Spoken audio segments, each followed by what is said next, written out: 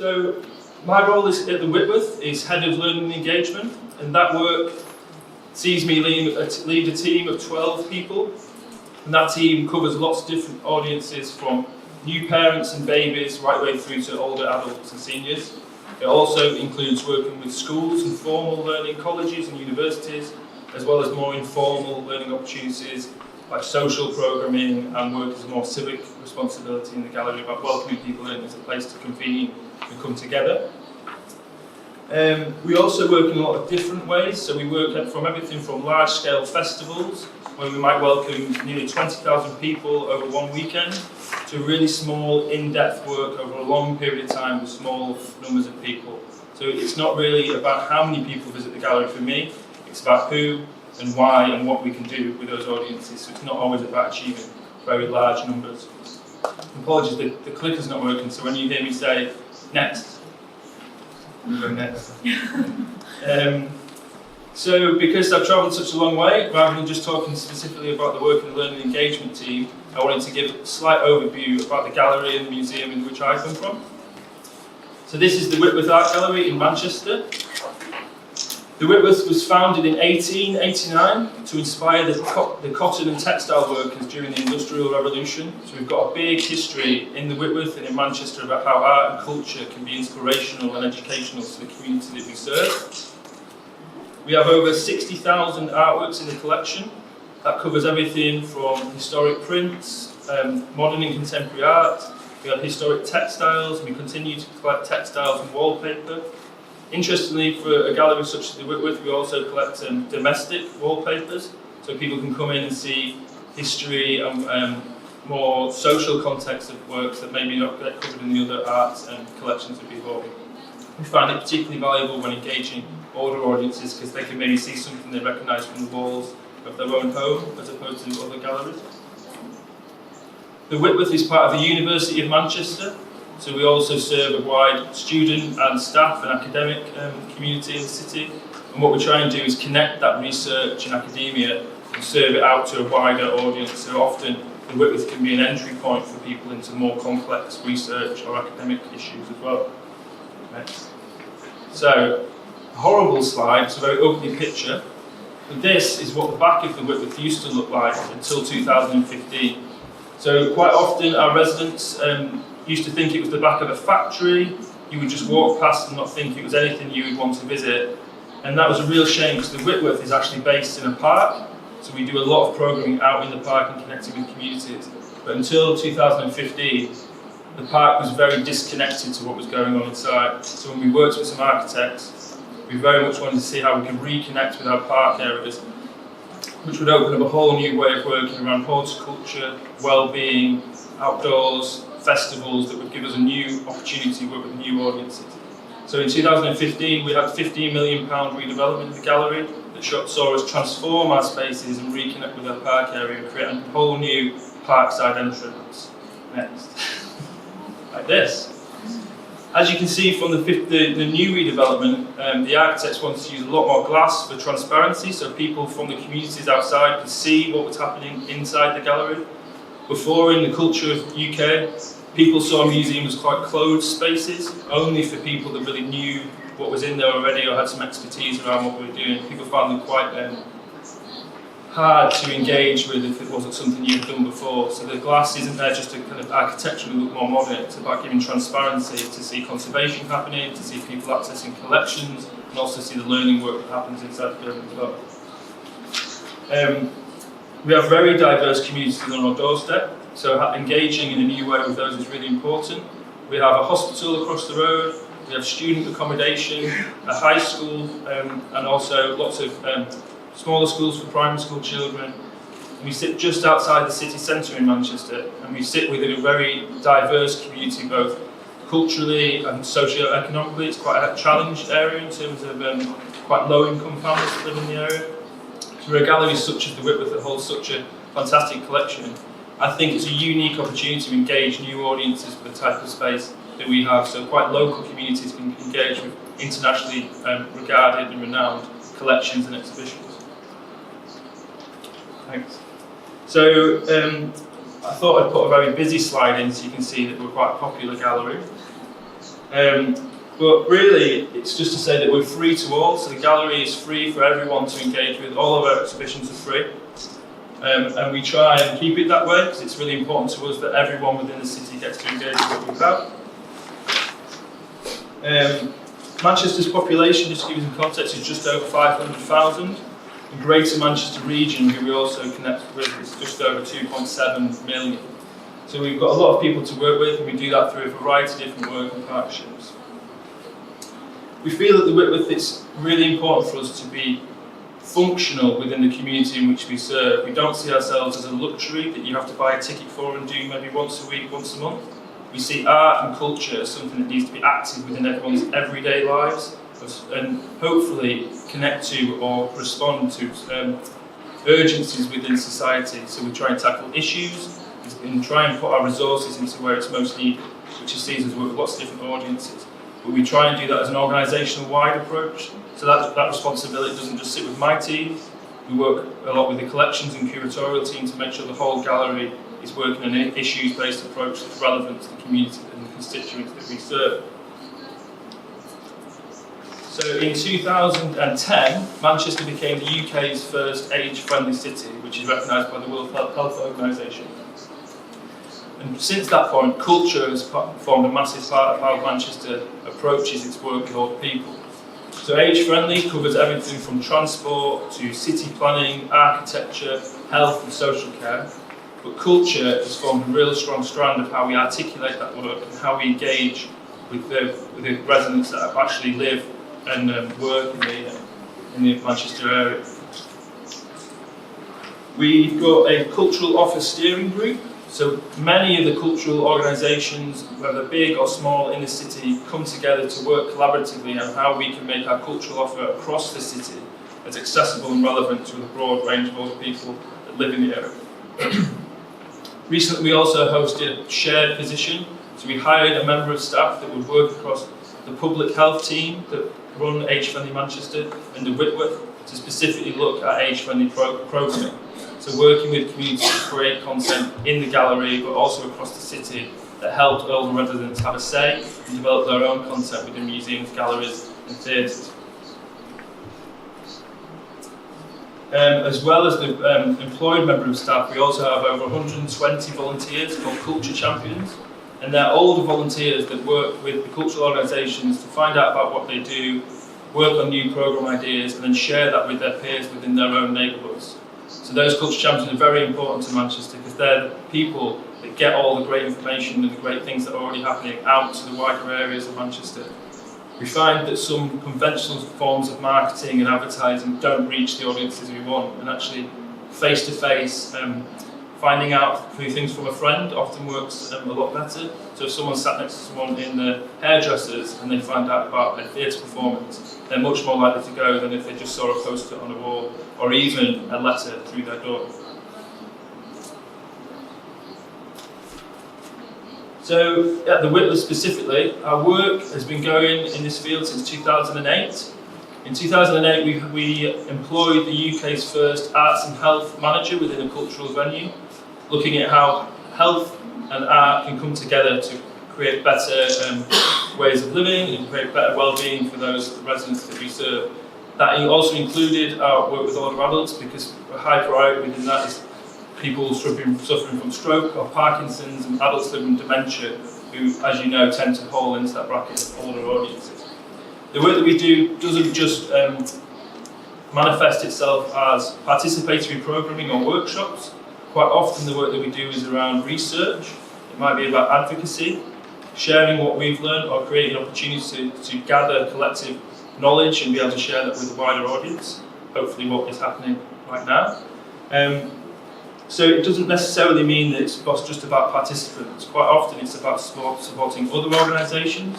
It could be about supporting artists over a longer period of time. So quite often we have longer-standing relationships and residencies with artists over a long period of time to develop the artist skill set with working with specialist groups. So hopefully, hearing from Kate later on this afternoon, you can hear about some of the processes in which artists use to work with the Whitworth and other key partners to develop this work further for various older audiences. So we also produce resources, so not all activities just happen in the gallery. We try and create opportunities for people to be able to create their own activities, so not everything has to be developed by an artist or a museum gallery.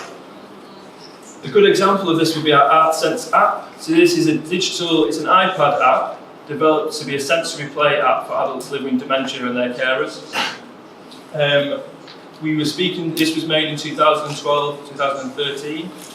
And we were speaking to a lot of healthcare practitioners, people working in medical care settings, and they were finding that iPads and tablets would be a really valuable resource for working in terms of conversation starters or distractions for people that maybe got worked up when they're living with dementia. But quite often those applications that were being used back then were the same applications that were being used for children's early years development. So very practical, useful things in terms of colour and shape and sound that were really responsive with those living with dementia. However, for the parents and for the children or the carers that were looking after those adults, it was quite upsetting to be using a child's toy with a loved one. So we thought, as a gallery that holds a wealth of visual content, we could work with health professionals and adults living with dementia to use our visual content that might be more age appropriate and add in some of the sensory play elements that were so successful. So the work with ArtSense was developed in collaboration with older adults to be a peer-to-peer led resource, and it uses the collection to add in sensory touch elements, sound through sound effects, poetry, and physical. So one of the applications on the app takes some of our textiles collection and makes it movable, kind of hanging textile drapes that adults living with dementia can physically interact with. That actually had a byproduct that we didn't think of at the start of the project, which meant quite often when working with older adults that had a history of working in textiles, they would find it frustrating that they couldn't interact with the textiles as they would through needlework because their hands weren't agile enough. And suddenly they could interact with textiles as they did previously in a digital way that helped kind of soften some of that frustration that actually working with the practical textiles really created sometimes in sessions.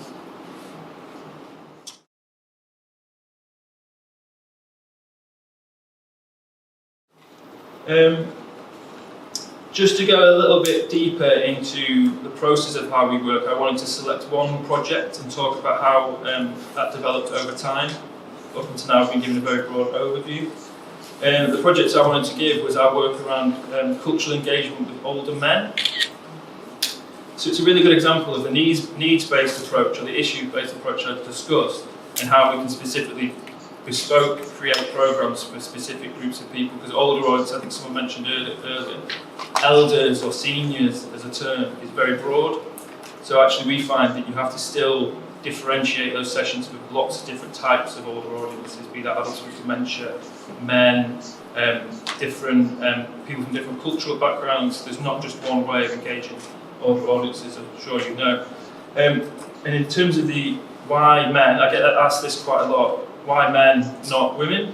We found in the UK that within age-friendly activities, men fell into a huge minority of those that were participating.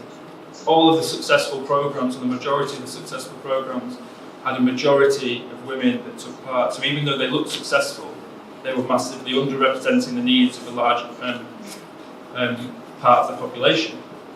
So we got some funding from the Bearing Foundation to see whether that was just something we saw in Manchester or if it was further afield. So we travelled across the UK and spoke to lots of museums and galleries to see if that was the issue, and pretty much across the board it was. There was something that museums and galleries were doing that just wasn't connecting with the men within their area, within their communities. So what we decided to do was go and speak to those people that were running successful programs and speak to the men that were participating to try and get them to help us to inform other cultural organisations about how we could change and adapt to meet the needs of men. So we've formed a steering group. So I hired a PhD researcher who had a specialism in engaging art and culture with the over 65s. We got some health professionals, people from cultural organisations, and most importantly, some older men themselves to help us shape the methodology that would form the research going forward. So after that steering group, we selected 6 case studies from across the UK, and this visual just illustrates where I got to visit on that trip. I used to get, people used to make fun of me in the office because people got quite interested in travel through work, and I got to go to Rhyl in Wales and very small parts of Scotland, and so you never get to go anywhere interesting. Funnily, after the research, people were so interested that since then I've got to go to speak at the Sydney Opera House in Australia. I was in Taiwan last week speaking at Let's Working now in Seoul, so actually quite local work can have quite interesting international significance. Not only did we pick different locations in the UK, we also decided to try and pick quite diverse programmes. So we went to theatres, we went to practical engineering sessions, because we quite like to think broad cultural strands of people making. And we tried to also think about different types of men. So we went to people that were in men-only groups for cultural reasons. So we had a group from a Bangladeshi men's group that had to be in different activities for cultural reasons. We also went to a LGBT group in the UK for gay men. So very, very broad different types of men that may to try and get the research to be as open as possible.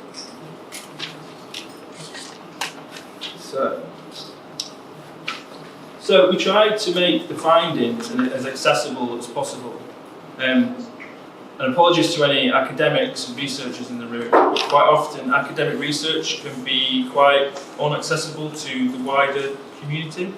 So what we did was the people that gave us the funding were quite clear. They said, I want you to produce a piece of research and to share it as widely as possible, but I want to feel that an art gallery made it and not an academic university or hospital.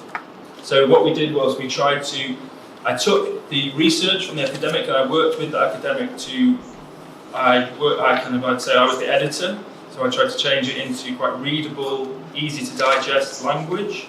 And I also condensed it right down to just 10 top tips.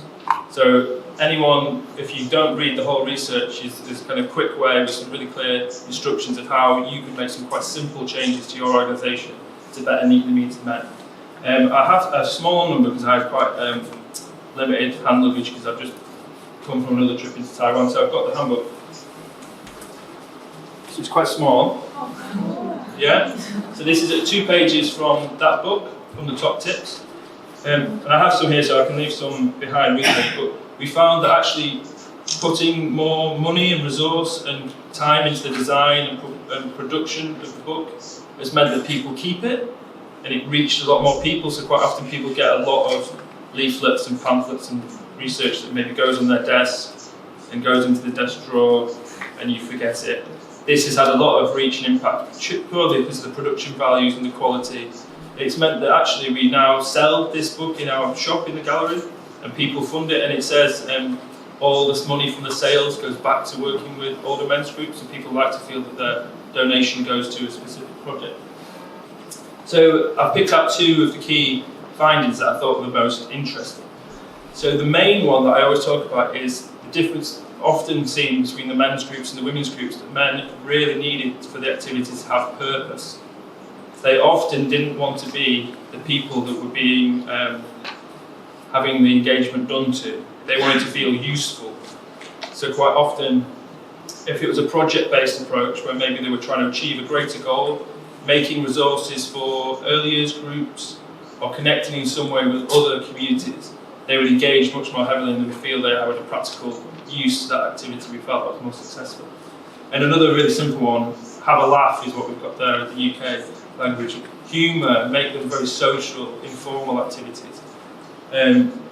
Don't undervalue the fringe parts of engagement programs such as this, like food and timings, and keeping it very informal and social, and find that much more successful. The other one being to make sure that in things like photography and advertising, that men can see themselves in that activity. Quite often, because museums have higher levels of females, all the images of sessions used on marketing flyers look like women's sessions. So shifting and maybe using a man within your advertising suddenly changes the perception of how that might be engaged with. So we produced that publication in 2015, and I was quite aware that we had to prove that we'd learned something, the gallery had to change what it was doing. We couldn't just say this is how it's done and continue doing what we'd done before. So we wanted to use this as an opportunity to work in a new way with a group of older men. So we worked with a small group of older men, 10 older men from a care home in a region called Salford in Greater Manchester. Men that would have never engaged within cultural activity before. In fact, I walked into their living room space in the care home and they'd just been told they were having lunch. And I said, hi, my name's Ed Watts, I'm from an art gallery. And they all said, no, I think someone tried to leave. But what I explained to them is what I wanted to do was use that, acknowledge that this is how working class men in Britain feel about the country's museums and galleries. How can they work with me to change what those galleries are about, change what type of exhibitions we put on, help us reach out to those audiences. And what they did, they curated their own exhibition using the Whitworth collection called Danger, Men at Work, using the signage such as this. So this is very typical of signage used in industry and in factories and on construction sites, and that was the background that these men had. So they wanted to see some of their aesthetics coming through into the gallery. For me, it was quite problematic because we just reopened after a big building redevelopment, so I think some people thought it was still not finished. But we got past it. So they worked with curators, conservators, artists, marketing departments to come up with their own exhibition. And it was all done, it was quite important to us that it was done within their care setting where they felt most comfortable. It wasn't about, for me, getting the visitor numbers up or getting that audience to engage with us. It was about us learning from them.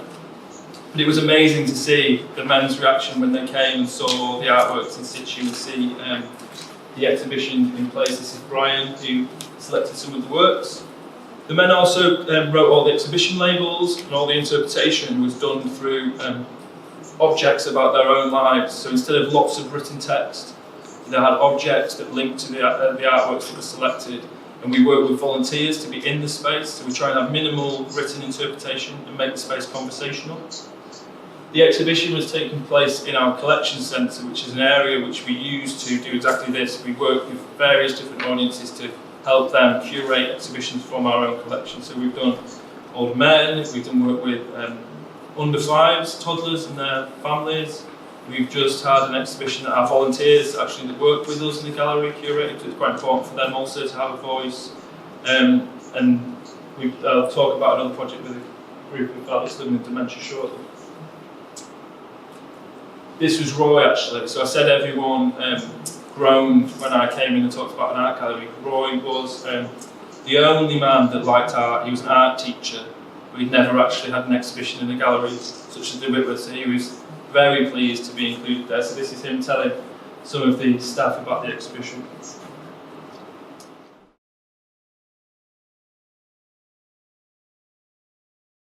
So most of the work I've talked about so far has been less about health, dementia and partnerships, so it's been more about the social engagement and really what I would describe as a rights-based approach. So it's everyone's human right to be able to engage with high quality art and culture.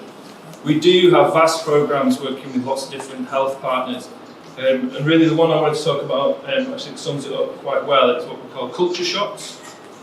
And I do have a video to show. We're having some. I don't think we're going to be able to do the translation of the video, so I'm going to do my best to summarise culture shots. I'm going to watch a little bit of the video, and just so you can see some of the visuals of some of the activities that happen in the hospitals and in the gallery. So. If you get bored of just watching the video and not speaking, if someone just wave at me and I'll skip past the video.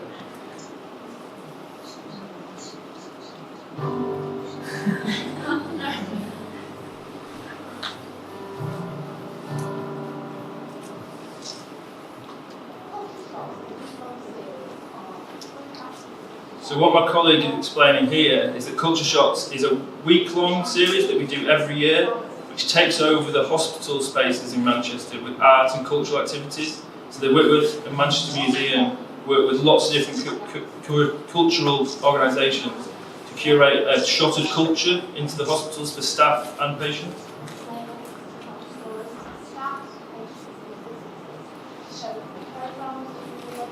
So you're seeing people engage with museum objects, we have performances, workshops. It's as important for the staff to engage with this as it is the patients. In fact, it's more for the staff. We feel that if you get the staff engaged at this level, it's more important to them to take that work slightly further.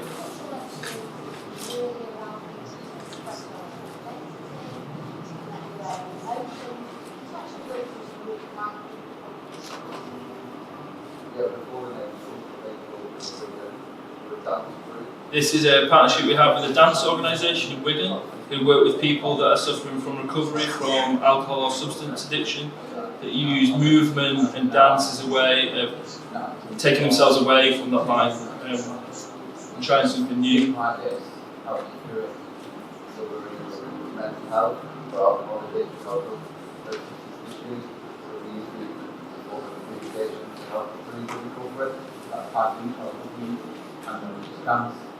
What's our stress out what our together collectively do that with dance group, share our own experience and share our own emotions and feelings, so we can connect. You can see the gallery is a really great place to bring some of that work together and get people to do something different. Culture Shops began in 2012. It's a partnership that we developed with Central Manchester University's Hospitals and NHS Foundation. It's probably quite a lot. You can't hear that, can you? They're real strong advocates for the arts. We continue now, but we're delivering other hospitals too. We've just recently begun with. I thought it was important just to see snippets of the film. That film's a really good explanation, but without the translation, it's hard to follow. So yeah, I hope you can just see that different context, how we also work in the hospital as well as the gallery. And for me, it's not about one or the other, sometimes it's about both, so people flow between those two spaces from session to session. So another programme that we run specifically with adults living with dementia and their carers, it was our first programme we started with this work, it's called Coffee, Cake and Culture. And it's a social session that's about bringing people together for conversation and tea and coffee and being in a communal space to have a new experience. The main methodology of that piece of work that's maybe slightly different to other organisations' projects that would be similar is that rather having a focus on reminiscence and memory as the main focus and the starting point, Coffee, Cake and Culture tries to have a focus on creativity, imagination and new experiences. And memory and reminiscence comes as a byproduct from that. We find at the Whitworth, there's all the successful programs that very much thrive on reminiscence. At the Whitworth we find it's better to emphasise what is left to give from those living with dementia rather than looking back at what has been lost. So we try and concentrate on what in-moment activities can help with emotional well-being in that moment without thinking about time before or time after. If they leave with a positive mental sense of well-being, that's a successful session for us. I think Kate might mention more about the process as an artist that has worked in that way, so I just wanted to mention it's one of the first programmes that we did. We've actually done lots of consultation internationally about coffee, cake and culture. So this is a colleague of mine delivering a coffee, cake and culture session in Japan. We did consultation also in the Asia Civilizations Museum in Singapore, who've then since started delivering coffee, cake and culture. I think they changed the name. They deliver the same methodology. So Beyond Dementia was the next version of our collection centre exhibition that I mentioned about Danger Men at Work. So Beyond Dementia worked with adults living with dementia and their carers to go through creative programming activities, working with curatorial teams, selecting artworks that were inspired by their own lives to create an exhibition in that space. Also, I think it's really important to show that type of working for the book. It's really important for us to work in that way. So we like to see ourselves as collaborators with audiences rather than broadcasting what we think is the right way of doing things. So I would always say we work with audiences as opposed to working for our audiences. So everything is done through co-production, through collaboration and through conversation. Beyond Dementia also then led to the next version of our handbook. So I also have a yellow one. So this is the handbook for cultural engagement with adults living with dementia. And similar to the project I spoke about with older men, for us, it's really important to go, once going through that program of learning and understanding and development, to be able to share that with colleagues in the UK and further afield, to really help people develop this work. I think it needs to be shared, it needs to be discussed. It's so fantastic to hear about colleagues working here in Seoul and other areas, so I can take some of that learning back and develop our programs. I think it's really important to do so. In fact, in Manchester, the Whitworth, as I said, part of the University of Manchester, and we have something in the university called MICRA, which is the Manchester Institute for Research into Ageing, and the Manchester Institute Centre for Research into Ageing. And they do all different types of research from science and technology, so they're looking into new flooring and carpets that can detect a fall, through to how cultural activities can help benefit people's health and well-being, what we're discussing now. So it's really important for me, being part of a gallery in a university, that the gallery also takes some of that responsibility to share and expand its knowledge with other organisations. I did have a video this as well, but it's not going to work. So a great photo. So no, it's just all talking. Yeah. So I wanted to end on some of the newest work that I'm particularly doing at the gallery, and it really stemmed from this quote, which for obvious reasons I'll read to you now. And it was at a similar type of conference to this, where we were discussing all different organisations' approach to working for older people. And one gentleman waited till the very end of the day, put his hand up and stood up at the back, an older gentleman, and he said, I've sat here and heard all day you ask what Manchester can do for older people. When is someone going to ask what older people can do for Manchester? And that's when it changed my way of thinking, not just seeing older people as participants, but how can the gallery also work with older people as artists, as makers, as producers, activists, thinkers, lots of different skills within that community that the gallery could use and benefit from, rather than seeing it almost that the gallery is the organisation that delivers to the audience. So over the last year we've been doing a piece of research that looks at how the gallery can work with supporting emerging older artists. So what does the gallery do, or what do galleries in the UK do that often put barriers to people becoming artists in later life? It might be that people were practising artists in earlier life and family, work took over. Retirement can often be a point where people can try new experiences. There is more and more people finding art in later life.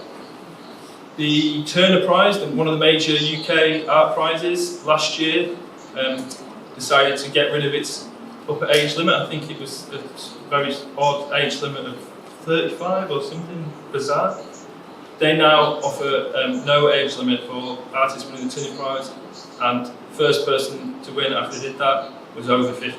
So there's obviously a wealth of art that's happening out there that isn't in the under 35 bracket.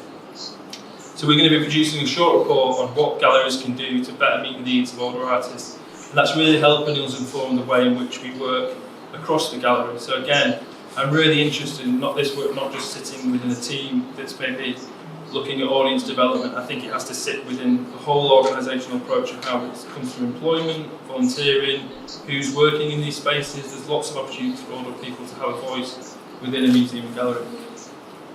So I was going to end on a piece which is two older artists working at the Whitworth, and it's Gerhard Richter and Evo Park doing a collaboration, and the most important thing is that it's new work. So they're both in their 80s, and it's not a retrospective of work they've made previously. It's two artists very much making new work in the gallery. Is the volume going to be fine? For many years we hoped we could get these two artists together. The idea would then, and was always, to bring it together in Manchester in a room, and have actually in a room a kind of a chapel of Gerhard Richter's work in resonance to Arvo Pärt, and have at the same time Arvo's composition played not just once, like in a concert, but every day. There is this incredible economy and confidence with the grammar the artistic grammar that each of these two men have developed. And within that economy, there is this vast universe of layers of meaning, of metaphor. Richter has a very long history of connecting to sound, connecting to music. Arvo Pärt was always in his studio, and he's been listening a lot to Arvo Pärt, and so it seemed a wonderful possibility to bring these two great artists together. They both came to it naturally in their own accord, without any prompting from us. It just was a very natural thing. And they both made work dedicating to each other. The choir, Vox Clementis, they will be in the gallery performing throughout the day. We also have local Manchester choirs will be performing later on in the run. It's very important that the sonic experience, that the composition of Arvo can be experienced in the same realm of the opening out.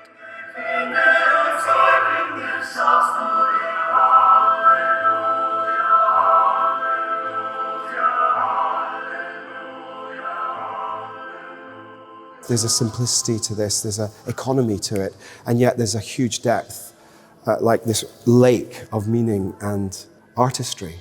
I think it's this idea of one artist and one composer. It's one and one. It's not a group show, but it's 1 + 1 = 11. It's this idea of what can happen when you bring two extraordinary artists together. And in this sense, it is different from anything we've done before. Yeah, that's true.